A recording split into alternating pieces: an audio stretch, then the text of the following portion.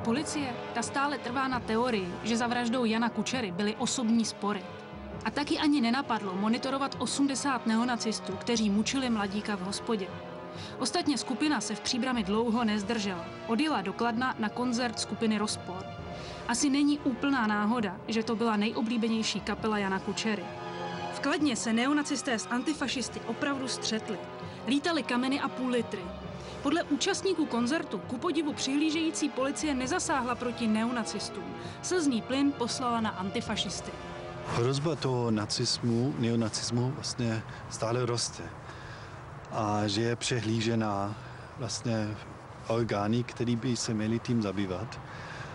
A vidíme, že pokud společnost nezasáhne a začne se zabývat tím vážnějším způsobem, že se to začne tady rozmáchat, tak jako například v Rusku nebo i v Německu a máme velký strach z toho.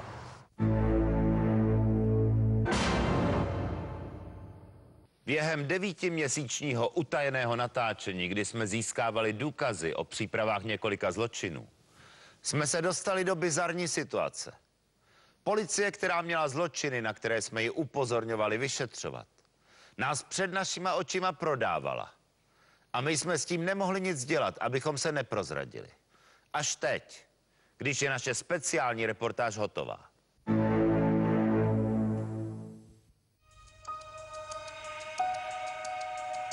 Existuje málo lidských činností, které přitahují násilí tak jako některé typy obchodů.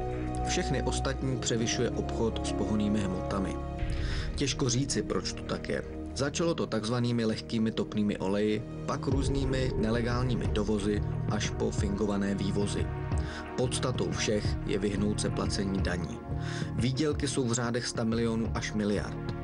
Na druhé straně astronomických zisků je ustájeno stádo bílých koňů, kteří v podstatě čekají na porážku. Nájemné vraždy, vybuchlá auta a podivné autonehody míří většinou právě na ně. Svým svědectvím by totiž mohli novodobé imperátory dostat do pěkné šlamastiky. Právě proto jsme se rozhodli pokusit se dostat k nelegálnímu obchodu s pohonnými hmotami o něco blíže. První kontakt se nám podařil na Moravě. Naším protějškem se stal moldavský podnikatel, který půjčuje peníze na vysoký úrok. Jmenuje se Gennadij. Všichni mu ale říkají prostě Gena. Když jsi schopen uspořádat nebo zjistit, jaký je ten stav věci, jestli tohle to, co se domnívá, jestli to skutečně tak je. Samozřejmě. My se budeme vydávat za obchodníky s pohledávkami. Identitu člověka, který na schůzky chodí, neprozradíme. Jak uvidíte později, máme k tomu velmi dobrý důvod. Náš plán byl přes pohledávky se pokusit dostat až k velkoobchodníkům. Dluhy jsou totiž přidruženým produktem nelegálního obchodu s pohonnými hmotami. Já ti řeknu jednu věc. Tím, že jsem dělal, co jsem dělal vám, co je vznikl ten dluh, tady toto depozit, tak tím byl ten Loučka asi někoho hrozil hodně. Ale asi tak moc, že když mám-li být upřímný, tak ani já nemůžu pochopit až toho, kolik je.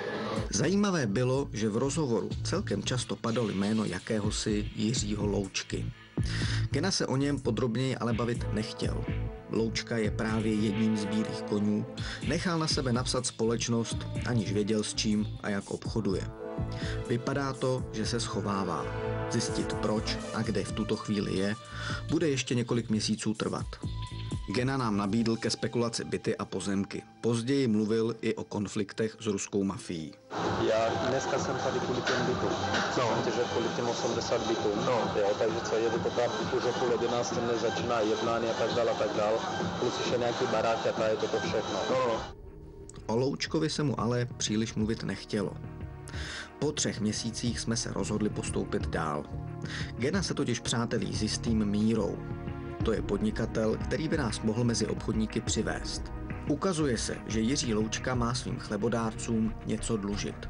Pokusíme se nabídnout, že bychom se na řešení tohoto dluhu mohli podílet. Snad zjistíme víc. Já si tou pohledávkou mám nepolnu, co se týká Jirky, tak Ten už prosím figure, co má. ty kontakty oni dokonce ozvali jako jednatel, oni mu do té firmy dali nějakého jiného jednatele. Jo, to jsem slyšel. Někoho z Hodonína, jo. Míra Jiřího Loučku dobře zná. Vypadá to, že na Loučku byla nebo snad dokonce je vypsaná jakási odměna a také zatykač. Proto se schovává. Najít ho byla otázka několika dalších týdnů. Sešli jsme se v jednom moravském městě. Jiří Loučka je na dně. Za lahev Coca-Coly byl ochoten říci v podstatě všechno. No, vlastně to prostřed klidně. Tam máte pohodlí. Tak zajedeme někam. Máte nějaký návrh nebo někam, kde bychom mohli zajet, byl klid? Začátky všech bílých koní bývají stejné. Snaha vydělat a moc se nenadřít. S tím spojená naivita hraničící s debilitou. Jiří Loučka není jiný. Záněl jsem peníze, nějaká kačka. No a pán Čagánek potom mě prostě nějak kontaktoval. No a vlastně jsme šli vyřídit, se vstoupil jsem jako do té společnosti. S tím, že mi něco bude vyplácet, dá se říct, jako nějaký plat. No a prakticky jsem ho málo kdy viděl, když potřeboval něco vyřídit v bance nebo něco takového. No a už se mi to zdalo nějaký divný. No, tak jsem se nechal zjistit, co to vůbec je zač. Já jsem vlastně nevěděl ani v čím podniká. Jiří Loučka se stal jednatelem společnosti Vesna, kterou podle něj ve skutečnosti ovládal jistý Miroslav Čagánek. K němu se ale dostaneme ještě později. Společnost Vesna byla jen nastrčenou firmou, přes kterou měly proudit peníze. A také proudily. Podařilo se nám získat výpis z bankovního účtu společnosti Vesna. Během 20 dnů, které výpis popisuje, proteklo účtem přibližně 180 milionů korun. Samozřejmě jsem dostal nějaké peníze na ruku, to bylo asi okolo 5 000 nebo tak nějak. No a že teda budu brát nějakých, já nevím, 20 000 až na půl roku. Vesna sídlí nedaleko Prahy. Pochopitelně na bohatou společnost moc nevypadá.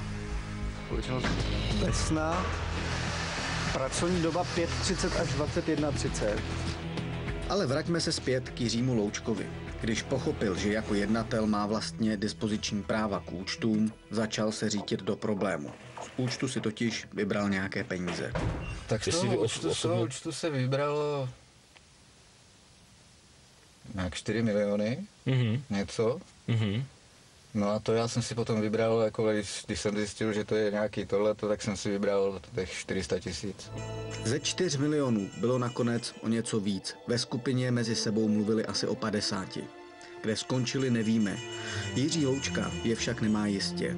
Bohužel je to právě on, kdo se přiblížil i klasickému konci bílého koně. Kriminál je ten lepší případ. Já jsem slyšel, že jste se zdal nepohodlným, jo? Kontakt, co mě říkal, tak jo. A vám říkal teda co, jestli teda můžu vědět?